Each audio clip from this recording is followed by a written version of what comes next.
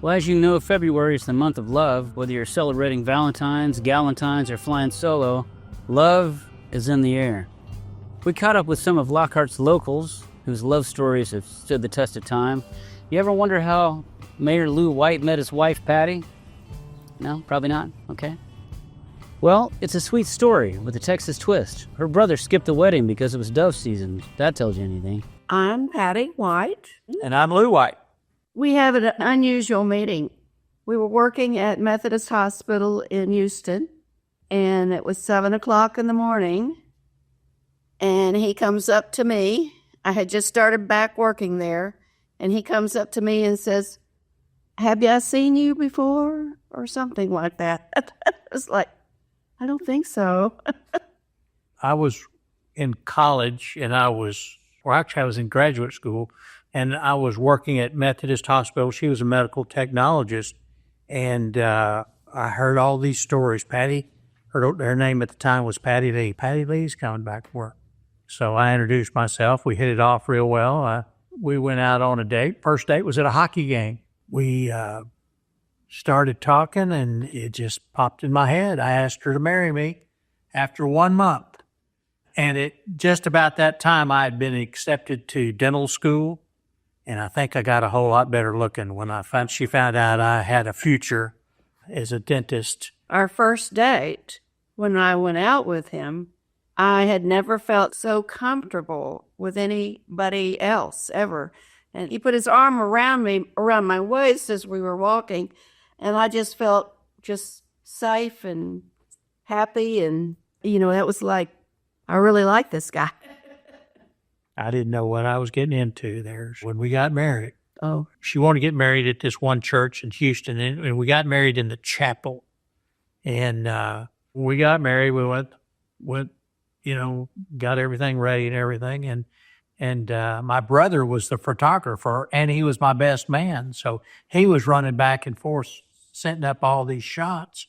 And Patti comes down the aisle. Her father walked her down the aisle, and she's got this big scowl on her face. And I'm looking at her like, my God, this isn't going to last 6 months. And I was so nervous, I didn't even notice the organist hadn't shown up. And so we had no music when she walked down the aisle. And they had made us use their organist. And this was on a Sunday. We got married on a Sunday afternoon. That was the only time we could get to chapel. Well, it was also, my brother didn't show up because it was the first day of dove season. He was a real winner. See, do I go to my sister's wedding or I go dove hunting? So, and then as we came out, and that was the first time she really jumped on me about, didn't you hear it? Didn't you notice that the music wasn't playing? I said, honey, I was just getting through the wedding. And then as we came out of the church into the wedding, here comes the cake. So the cake comes in at the last minute. So yes. It was a comedy of errors, but it was a lovely wedding.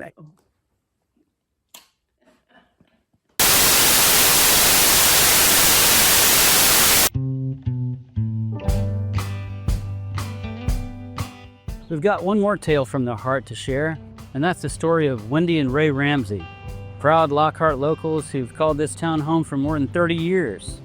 Their journey's all about partnership and perseverance and the simple joys that make love last, no matter what her parents thought. My name is Wendy Ramsey. I was Wendy Hoffman. We had our first date in 1969. We've been married 51 years. We were in high school, and Ray sat behind me in a speech class, and we flirted with each other quite a bit.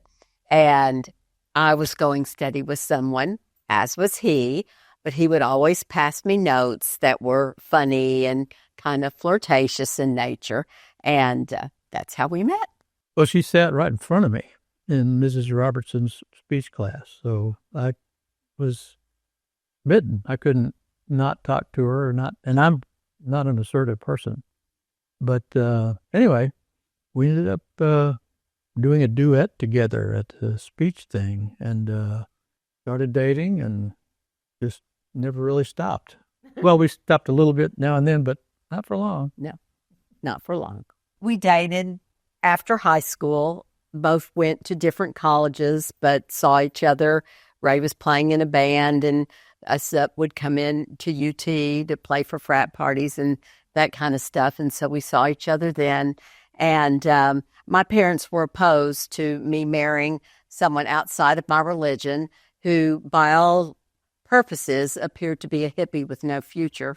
And sure enough, he turned out to still kind of be a hippie, but he had a really great future and has provided very well for both of us. Well, I graduated in 1970 from high school, and she in 71. But yeah, from high school for the next 3 years, I was playing in bands on the road at frat parties and clubs, and yeah, it was not a. He spent a lot of promising time lifestyle. driving around in the country, if you know what I mean. So yeah. Anyway, yeah, I just lucked out in so many ways. Starting with never getting arrested, but yeah, just continuing to date Wendy, and things just got better and better. Yeah, we snuck around. We had friends that had friends who would pick me up for a date, but then Ray would meet us in other places. But when we actually got married, we got married at the Denton Courthouse. It was Ray and I. I had on a halter dress with flowers on it and a little bouquet of daisies, and we had a few friends there. And then we drove back to Waco, and our friends drove my car, and Ray had a hippie van. And so we also had the van. We knew my parents were going to take my car away from me because they were opposed to us. We knocked on the door and said, "We're married." And yep, we were married. Everybody was anxiously awaiting the 9-month period, thinking that for sure it was because I was pregnant, but that is not true. So we walk in the back door. He's sitting in his chair, and her mother is in the kitchen. And he looks up.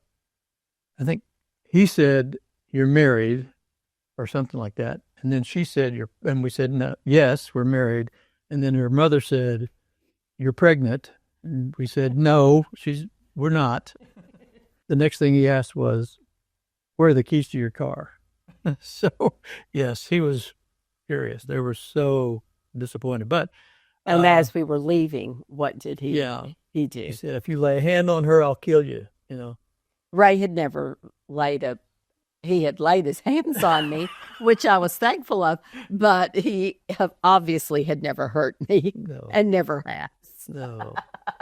I was only 20, and Ray was 21, so we were super young.